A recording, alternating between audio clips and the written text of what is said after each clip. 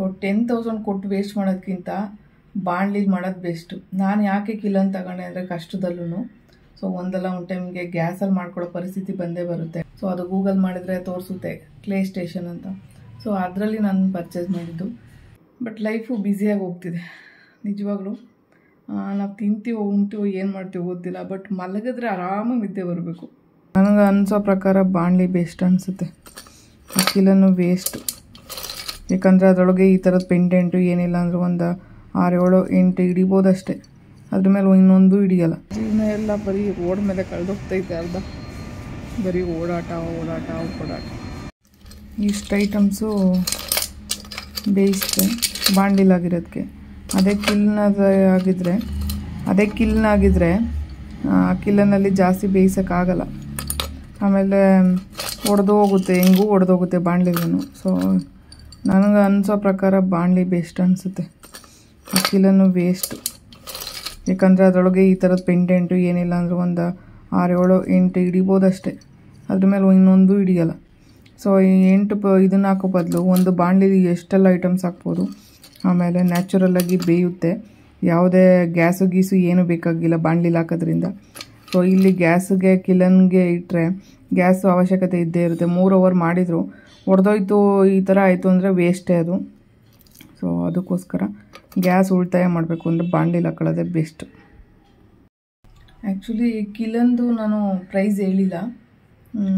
ನಾನು ತಗೊಂಡಾಗ ಅದು ಒಂದು 8,500 ಆಯಿತು. ಸೊ 8,500ಗೆ GST ಅದು ಏನೇನೋ ಆ್ಯಡ್ ಮಾಡಿದ್ದಾರೆ 1,500. ಸೊ 50 ರೂಪಾಯಿ ಕಮ್ಮಿ ನನಗೆ 10,000 ಬಿದ್ದಿದೆ ಕಿಲನ್ಗೆ. ಸೊ 10,000 ಕೊಟ್ಟು ವೇಸ್ಟ್ ಮಾಡೋದಕ್ಕಿಂತ ಬಾಣಲಿಲಿ ಮಾಡೋದು ಬೆಸ್ಟು. ನಾನು ಯಾಕೆ ಕಿಲನ್ ತಗೊಂಡೆ ಅಂದರೆ ಕಷ್ಟದಲ್ಲೂ ಸೊ ಒಂದಲ್ಲ ಒಂದು ಟೈಮ್ಗೆ ಗ್ಯಾಸಲ್ಲಿ ಮಾಡ್ಕೊಳ್ಳೋ ಪರಿಸ್ಥಿತಿ ಬಂದೇ ಬರುತ್ತೆ. ಯಾವಾಗಲೂ ಹೊರಗಡೆ ಹೋಗಿ ಹಾಕೋ ಪರಿಸ್ಥಿತಿಲಿ ನಾನು ಇರಲ್ಲ. ಯಾವಾಗಲೂ ಹೋಗಿ ಬಾಣಲಿಲಿ ಬೆಂಕಿ ಹಾಕೋದು, ಅದಕ್ಕೆ ಕಷ್ಟಪಡೋದು, ಬೆಳಗಿನ ಸಾಯಂಕಾಲ ಗಂಟ ಕಷ್ಟ ಆಗುತ್ತೆ ಅಂತೇಳಿ ತಗೊಂಡಿದ್ದು. ಸೊ ಗ್ಯಾಸು ತುಂಬ ವೇಸ್ಟ್ ಆಗ್ತಿದೆ ಅಂತ ಅನ್ನಿಸ್ತಿದೆ ನನಗೂ. ಅದಕ್ಕೇನು ಮಾಡ್ತಾಯಿದ್ದೀನಿ, ಫ್ರೀ ಇರೋ ಟೈಮಲ್ಲಿ ಹೊರಗಡೆ ಹಾಕೊಳ್ಳೋಣ, ಯಾವಾಗಾದರೂ ಎಮರ್ಜೆನ್ಸಿ ಇತ್ತು, ಯಾವುದಾದ್ರೂ ಅರ್ಜೆಂಟ್ ಆರ್ಡ್ರ್ ಬಂದರೆ ಮಾಡೋಣ ಅಂತ ಅಂದ್ಕೊಂಡಿದ್ದೀನಿ. ನೋಡೋಣ. ಬಟ್ ಗ್ಯಾಸ್ ತುಂಬ ವೇಸ್ಟ್ ಆಗುತ್ತೆ. ಸೊ ಕಿಲನ್ನು ಎಮರ್ಜೆನ್ಸಿ ಒಂದು, ಆಮೇಲೆ ಯಾರೋ ನಂತರ ಆಗದೆ ಇರೋರು ಕೈಯಲ್ಲಿ ಅಂಥವ್ರು ಯಾರಾದರೂ ಮಾಡಬೇಕಷ್ಟೇ. ಬಿಟ್ಟರೆ ನಿಜವಾಗ್ಲೂ ಹೇಳ್ತೀನಿ, ಕಿಲನ್ಗೆ ದುಡ್ಡು ಹಾಕಬೇಡಿ, ವೇಸ್ಟ್ ಮಾಡ್ಕೋಬೇಡಿ. ಸೊ ಅವರು GST ಎಲ್ಲ ಸೇರಿಸಿ ಅದೇನು GST ಹಾಕಿದಾರೋ ಏನೋ ಗೊತ್ತಿಲ್ಲ, ಅದು ಪ್ರೈಸ್ ಬಂದು 8,500. ಸೊ GSTನೇ 1,500 ಸೇರ್ಕೊಳ್ಳುತ್ತೆ ಅದಕ್ಕೆ. ಸೊ ಅದ್ರ ಮೇಲೆಲ್ಲ ಕಾಸ್ಟು ಜಾಸ್ತಿ ಆಗ್ತಾರೆ. ಸೊ ಕಷ್ಟ. ಕ್ಲೇ ಸ್ಟೇಷನ್ ಅಂತ ಒಂದು ಇದಿದೆ, ವೆಬ್ಸೈಟ್ ಇದೆ. ಸೊ ಅದು ಗೂಗಲ್ ಮಾಡಿದರೆ ತೋರಿಸುತ್ತೆ ಕ್ಲೇ ಸ್ಟೇಷನ್ ಅಂತ. ಸೊ ಅದರಲ್ಲಿ ನಾನು ಪರ್ಚೇಸ್ ಮಾಡಿದ್ದು. ನಿಮಗೂ ಯಾರಿಗಾದ್ರೂ ಬೇಕು ಅಂದರೆ ಕ್ಲೇ ಸ್ಟೇಷನ್ ಅಂತ ಗೂಗಲ್ ಮಾಡಿ ನೋಡಿ ಅದ್ರ ಪರ್ಚೇಸ್ ಮಾಡ್ಬೋದು. ಬಟ್ ಕಿಲ್ಲನ್ನು ಬೆಸ್ಟ್ ಅಲ್ಲ ಅಂತ ನಾನೇ ಹೇಳ್ತೀನಿ. ಸೊ ನೋಡಿ, ನನ್ನ ಕೈ ಮಸಿಯಾರು ಪರವಾಗಿಲ್ಲ, ಹೋಗಿ ಹೊರಗಡೆ ಹಾಕ್ತೀನಿ, ಸ್ವಲ್ಪ ಟೈಮ್ ಮಾಡ್ಕೊಂಡು ಹಾಕ್ತೀನಿ ಅಂದರೆ ಬೆಟರು. ನನಗೆ ಕೈಯಲ್ಲಿ ಆಗೋದಿಲ್ಲ ಅನ್ನೋ ಒಂದೇ ಒಂದು ಕಾರಣಕ್ಕೆ ಕಿಲನ್ ತಗೊಂಡೆ ಅಷ್ಟೇ. ಸೊ ನಾರ್ಮಲಾಗಿರೋರಿಗೆ ಯಾವುದೇ ಕಷ್ಟ ಆಗೋಲ್ಲ. ಕೆಲವೊಂದು ಕೆಲಸಗಳನ್ನ ಓಡಾಡ್ಕೊಂಡೆ ಮಾಡೋ ಅಂಥವ್ರು ಹೊರಗಡೆ ಹೋಗಿ ಬಾಣಲಿಲಿ ಇಟ್ಬಿಟ್ಟು ಆರಾಮಾಗಿ ಸಾಯಂಕಾಲ ಗಂಟ ಫೈರ್ ಮಾಡ್ಕೊಂಡು ತಗೋಬೋದು. ಜಾಸ್ತಿ ಐಟಮು ಫೈರ್ ಆಗುತ್ತೆ ಬಾಣಲಿಲಿ ಹಾಕೋದ್ರಿಂದ, ನ್ಯಾಚುರಲ್ ಆಗೂ ಇರುತ್ತೆ. ಸೊ ಗ್ಯಾಸ್ ವೇಸ್ಟ್ ಮಾಡ್ಕೊಂಡು ಅದನ್ನೇನೋ ದುಡ್ಡು ಕೊಟ್ಟು ತಂದು ವೇಸ್ಟ್ ಮಾಡ್ಕೋಬೇಡಿ ಅಂತ ನಾನು ಹೇಳ್ತಾಯಿದ್ದೀನಿ. ನನಗೆ ಯೂಸ್ ಇದೆ ಅಂತ ತಂದಿದ್ದು, ಒಂದಲ್ಲ ಒಂದು ಟೈಮ್ ಯೂಸ್ ಆಗುತ್ತೆ. ಬಟ್ ನಾರ್ಮಲಾಗಿರೋರಿಗೆ ಹೇಳೋದು ಒಂದೇ ಮಾತು, ಸುಮ್ಮನೆ ದುಡ್ಡು ವೇಸ್ಟ್ ಮಾಡಬೇಡಿ, ಕಿಲನ್ಗೆ ದುಡ್ಡು ಹಾಕೋಕೆ ಹೋಗ್ಬೇಡಿ. ಪ್ಯಾಕಿಂಗ್ ಮಾಡ್ಕೊಂಡಿದ್ದೀನಿ, ಬಸ್ ಸ್ಟ್ಯಾಂಡ್ಗೆ ಹೋಗೋಣ. ಹೆಂಗೋ ಕಷ್ಟಪಟ್ಟು ಇಟ್ಕೊಂಡಿದ್ದೀನಿ. ಅಯ್ಯೋ, ಮೆಜೆಸ್ಟಿಕ್ಕಲ್ಲಿ ಬಸ್ ಇದೆ, ಹುಣಸೂರದು ಬಸ್ ಅಂದ್ಕೊಂಡು ಅಲ್ಲೋಗಿ ಇಳ್ಕೊಂಡು 2-3 KSRTC ಬಸ್ ಸ್ಟ್ಯಾಂಡಲ್ಲಿ ಹೋಗ್ಬಿಟ್ಟು ಹುಡುಕಿದ್ದಾಯಿತು. ಸೊ ಅವ್ರು ಹೇಳೋದು ಸ್ಯಾಟಲೈಟ್ಗೆ ಹೋಗಬೇಕು ಅಂತ. ತಿರ್ಗಾ ಒಂದು ಸಾರಿ ಕೆಳಗಡೆ ಇಳಿದು ವಿಚಾರಿಸಿರೋದಕ್ಕೆ ಮತ್ತೆ ಹತ್ತಿ ಚೆಕಿಂಗ್ ಮಾಡಿಸಿ ಸುಮ್ಮನೆ ಅರ್ಧ ಮುಕ್ಕಾಲು ಗಂಟೆ ವೇಸ್ಟ್ ಆಯಿತು. ಒಂದೊಂದು ಸಾರಿ ಗೊತ್ತಿಲ್ಲದೇ ಈ ಥರ ತಪ್ಪಾಗುತ್ತೆ. ಮತ್ತು ಇವಾಗ ಸ್ಯಾಟಲೈಟ್ಗೆ ಹೊರಟಿದ್ದೀನಿ. ಈಗ ಹೋಗಿ ಮಣ್ಣು ಎತ್ತಾಕ್ಬಿಟ್ಟು ಬರಬೇಕು. ಇದಂತೂ 2 ಸಾರಿ ಚೆಕಿಂಗ್ ಹಾಕೋಬೇಕು, ತಲೆನೇ ಕೆಟ್ಟೋಯ್ತು ಮಣ್ಣಿಂದು. ಮನೆ ಹತ್ರ ಬಟ್ಟೆ ಹಾರಕ್ಕೆ ಬಂದಿದ್ದೆ, ಮಳೆ ಬೇರೆ ಬರ್ತಾಯಿತ್ತಲ್ಲಿ. ಹೋಗೋಷ್ಟರಲ್ಲಿ ಏನು ಬಟ್ಟೆ ಎಂದೋಗಿರ್ತಾವೋ ಏನು ಕತೆನೋ ಅದು ಗೊತ್ತಿಲ್ಲ. ಸೊ ಇವಾಗ ದೀಪಾಂಜಲಿ ನಗರದಿಂದ 1 ಕಿಲೋಮೀಟರ್ ಆಗುತ್ತಂತೆ ಸ್ಯಾಟಲೈಟದು ಒಂದು ಬಸ್ ಸ್ಟ್ಯಾಂಡು. ಈಗ ಅಲ್ಲಿಗೆ ಹೋಗಿ ವಿಚಾರಿಸ್ಬೇಕು, ಇನ್ನು ಅಲ್ಲಿ ಎಷ್ಟೊತ್ತಾಗುತ್ತೋ ಏನೋ. ಜೀವನ ಎಲ್ಲ ಬರೀ ರೋಡ್ ಮೇಲೆ ಕಳೆದೋಗ್ತೈತೆ ಅರ್ಧ. ಬರೀ ಓಡಾಟ. ಆ ಕೆಲಸ ಮಾಡೋಕ್ಕೆ ಹೋಗಿ ಒಂದಿನ ಆಗುತ್ತೆ, ಈ ಕೆಲಸ ಮಾಡೋಕ್ಕೆ ಹೋಗಿ ಇನ್ನು ಒಂದಿನ ಆಗುತ್ತೆ. ಈ ವಾರ ಪೂರ್ತಿ ದಿನ ಎಲ್ಲ ಓಡಾಡೋದಾಯಿತು. ಬೆಳಗ್ಗೆ ಹೋಗೋ ಆ ಕೆಲಸ, ಈ ಸಾಯಂಕಾಲ ಹೋಗೋ ಈ ಕೆಲಸ, ಒಂದಾದ್ಮೇಲೆ ಒಂದು ಬರ್ತಾನೆ ಇದ್ದಾವೆ. ಮನೇಲಿ ಒಂದಿನವೂ ಇರ್ತಾಯಿಲ್ಲ ಒಂದು ವೀಕಿಂದ.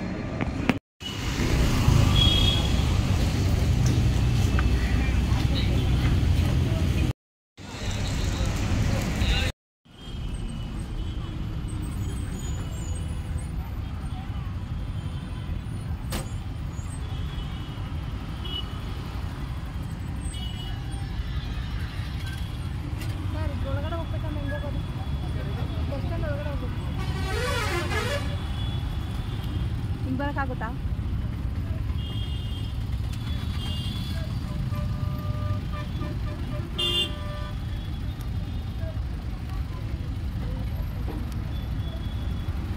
ಹೋಗುತ್ತಾ?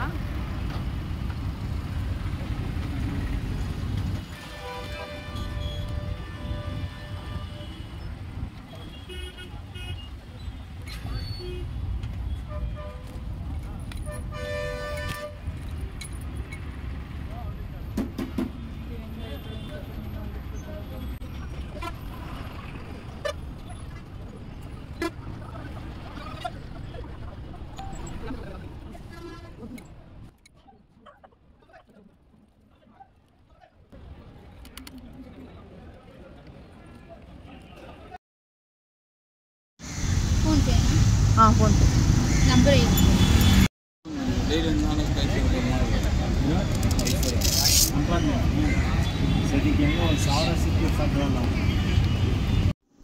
ಮನೆಯೆಲ್ಲ ಕಸ ಗುಡಿಸಿ ಒರೆಸ್ದೆ. ಸೊ ಇವಾಗ ಪಾತ್ರೆ ಎಲ್ಲ ತೊಳೆದಿದ್ದೀನಿ, ಎಲ್ಲ ತೊಳೆದಾಕ್ತೆ. ಮತ್ತು ಊಟ ಇವಾಗ ಕೊಟ್ಟಿದ್ದಾರೆ, ಊಟ ಮಾಡಬೇಕು. ಮತ್ತು ಪಾತ್ರೆ ಎಲ್ಲ ಕೊಟ್ಟಿದ್ದೆ, ಅವ್ರದ್ದು ಬಾಕ್ಸ್ಗಳೆಲ್ಲ ತಗೊಳೋದು ಮತ್ತು ಕೊಟ್ಟಿದ್ದಾರೆ. ಊಟ ಮಾಡಬೇಕು, ಹೊಟ್ಟೆ ತುಂಬ ಹಸಿತಾ ಇದೆ. ಸೊ ಸ್ವಲ್ಪ ರೈಸು ಕೂಡ ಕೊಟ್ಟಿದ್ದಾರೆ. ನೆನ್ನೆ ಇನ್ನೊಂದೆರಡು ಇಂಪ್ರೆಷನ್ಸ್ನ ತೆಗ್ದಂಗೆ ಇಟ್ಬಿಟ್ಟಿದೆ. ಸೊ ಇವಾಗ ಎಲ್ಲ ಕೈಯಲ್ಲಿ ಫಿನಿಶಿಂಗ್ ಕೊಟ್ಟು ಇದನ್ನು ಕಟ್ ಮಾಡಿ ಇಲ್ಲಿ ತೊಗೊಂಡು ಜಾಯಿನ್ ಮಾಡಿ ಇಲ್ಲಿ ಬೀಡ್ಸ್ಗಳಾಕಿ, ಸೊ ಎಲ್ಲ ಚಾಕುನಲ್ಲಿ ಡಿಸೈನ್ ಮಾಡಿದೆ. ಸೊ ಇದೊಂದು ಡಿಫ್ರೆಂಟಾಗಿದೆ ನೋಡಿ, ಇದನ್ನು ಯಾವತ್ತೂ ಟ್ರೈಯೇ ಮಾಡಿರಲಿಲ್ಲ. ಸೊ ಇವಾಗ ಟ್ರೈ ಮಾಡಿದ್ದೀನಿ. ಆ್ಯಕ್ಚುಲಿ ಎಷ್ಟು ಚೆನ್ನಾಗಿ ಕಾಣ್ತಾ ಇದೆಯಲ್ಲ. ಇಲ್ಲಿ 3 ಬೀಡ್ ಬರೋ ಥರ ಹಾಕಿದ್ದೀನಿ. ಸೊ ಇದು ಜುಮ್ಕಾ ಆಫು ನೋಡೋಣ ಅಂತ ಟ್ರೈ ಮಾಡಿದೆ ಹೊಸ್ದಾಗಿ. ಸೊ ಇಲ್ಲಿ ಇನ್ನೊಂದು ವಯರ್ ಬರುತ್ತೆ, ಇಲ್ಲೊಂದು ವಯರ್ ಬರುತ್ತೆ. ಈ ಕಡೆ ಬೀಡ್ಸ್ ಹಾಕ್ತೀವಿ, ಈ ಕಡೆ ಬೀಡ್ಸ್ ಹಾಕ್ತೀವಿ. ಚೆನ್ನಾಗಿ ಕಾಣಿಸುತ್ತೆ. ಮಧ್ಯದಲ್ಲಿ ಒಂದು ಪಿನ್ ಹಾಕಿಲ್ಲ, ಡಬಲ್ ಪಿನ್ ಹಾಕಿದ್ದೀನಿ ಎರಡಕ್ಕೂ. ಸೊ ಇದೊಂದು ಡಿಫ್ರೆಂಟಾಗಿರೋದನ್ನ ಕಂಡುಹಿಡ್ತಿದ್ದೀನಿ. ಇದಾದಮೇಲೆ ಇನ್ನೊಂದಿದೆ, ಇದು ಇನ್ನೊಂದು ಚೂರು ಡಿಫ್ರೆಂಟಾಗೈತೆ. ಇದು ನೋಡಿ, ಮೇಲು ಫ್ಲವರು, ಇದಕ್ಕೂ ಡಬಲ್ ಸೈಡ್ ಪಿನ್ ಹಾಕಿದ್ದೀನಿ. ಮೇಲು ಫ್ಲವರು, ಇಲ್ಲಿ ಕೆಳಗಡೆ ಫ್ಲವರ್ ಬರೋ ಥರ ಒಂದು ಜಾಯಿನ್ ಮಾಡಿದ್ದೀನಿ. ಸೊ ಇಲ್ಲಿ 3 ಬೀಡ್ ಹಾಕಿದ್ದೀನಿ. ಸೊ ನೀಟ್ ಫಿನಿಶಿಂಗ್ ನೋಡಿ ಎಷ್ಟು ಚೆನ್ನಾಗಿ ಕಾಣ್ತಿದೆ ಅಂತ. ಫಿನಿಶಿಂಗ್ ಈ ಥರ ಬರಬೇಕು. ಸೊ ಇದು ಅಷ್ಟೇ, ಇದು ನೆನ್ನೆ ಮಾಡಿಟ್ಟಿದೆ. ಇದು ಮಣ್ಣು ಒಂದು ಇದಾಗೈತೆ. ಇದು ನೆನ್ನೆ ಮಾಡಿಟ್ಟಿದ್ದು, ಇದು ಒಣಗಿದೆ. ಸೊ ಅದಕ್ಕೆ ಇದು ಹಸಿ ಇದು ಮಾಡಿಬಿಟ್ಟು ಜಾಯಿನ್ ಮಾಡಿಬಿಟ್ರೆ. ನೆನ್ನೆ ಮಾಡಿದವೆಲ್ಲ ಒಣಗೋಗಿದ್ದಾವೆ ಆಲ್ರೆಡಿ. ಅದನ್ನು ಈ ಡಬ್ಬದೊಳಗಡೆ ಹಾಕಿಟ್ಬಿಟ್ಟಿದ್ದೀನಿ. ಮಣ್ಣಿದೆ ಎತ್ತಕ್ಕಾಗಲ್ಲ, ಇದರಲ್ಲಿ ಇಟ್ಬಿಟ್ಟಿದ್ದೀನಿ ನೋಡಿ. ಸೊ ಹೊಸ್ದಾಗಿ ಟ್ರೈ ಮಾಡಿರೋದು ಇವೆಲ್ಲ. ಏನೋ ತಲೆಗೆ ಬಂದಾಗ ಒಂಚೂರು ಹೊಸ್ದಾಗಿ ಏನಾದ್ರು ಟ್ರೈ ಮಾಡೋಣ ಅಂತ. ಸೊ ಈ ಡಿಸೈನ್ ಇದೆಯಲ್ಲ, ಇದೊಂಥರ ಡಿಫ್ರೆಂಟಾಗಿದೆ. ಹೆಂಗಂದರೆ ಇಲ್ಲಿ ಡಬಲ್ ಬೀಡ್ ಹಾಕಿದ್ದೀನಿ ನೋಡಿ, ಇಲ್ಲಿ ಡಬಲ್ ಲೇಯರ್ ಬೀಡು. ಇಲ್ಲಿ ಕಟ್ ಮಾಡಿರೋಂಥದ್ದನ್ನೇ ತಗೊಬಂದು ಇಲ್ಲಿ ಜಾಯಿನ್ ಮಾಡಿರೋದು. ಇದಕ್ಕೂ ಬೀಡ್ ಹಾಕಿದ್ದೀನಿ.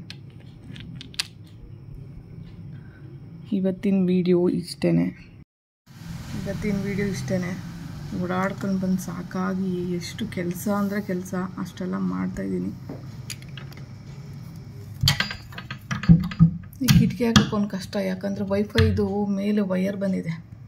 ಸೊ ಆ ವಯರು ಅಲ್ಲಿಂದ ಬಂದಿದೆಯಲ್ಲ, ಸೊ ನೋಡಿ ಅಲ್ಲಿಂದ ವಯರ್ ಹಂಗೆ ಬಂದಿದೆಯಲ್ಲ. ಸೊ ಅಲ್ಲಿ ಕಿಟಕಿ ಎಳೆದ್ರು ಮತ್ತೆ ಅಲ್ಲೇ ಬಂದ್ಬಿಟ್ಟು ಮತ್ತೆ ವಾಪಸ್ ಹೋಗ್ಬಿಡ್ತದೆ ಕಿಟಕಿ. So time 11:30 time. ಇವಾಗ ಮಲಗಬೇಕು. ಮುಖ ಎಲ್ಲ ಹೆಂಗಾಗಿದೆ, ಕಣ್ಣೆಲ್ಲ ಹೆಂಗಾಗಿದೆ, ವಿಚಿತ್ರವಾಗಿ ಆಗ್ಬಿಟ್ಟಿದ್ದೀನಿ. ಬಟ್ ಲೈಫು ಬ್ಯುಸಿಯಾಗಿ ಹೋಗ್ತಿದೆ ನಿಜವಾಗ್ಲೂ. ನಾವು ತಿಂತೀವೋ ಉಣ್ತೀವೋ ಏನು ಮಾಡ್ತೀವೋ ಗೊತ್ತಿಲ್ಲ, ಬಟ್ ಮಲಗಿದ್ರೆ ಆರಾಮಾಗಿ ನಿದ್ದೆ ಬರಬೇಕು. ನಮ್ಮ ಈಗಿನ ಬದುಕು ನಾವೇ ಚಾಯ್ಸ್ ಮಾಡ್ಕೊಂಡಿರೋ ಅಂಥದ್ದು.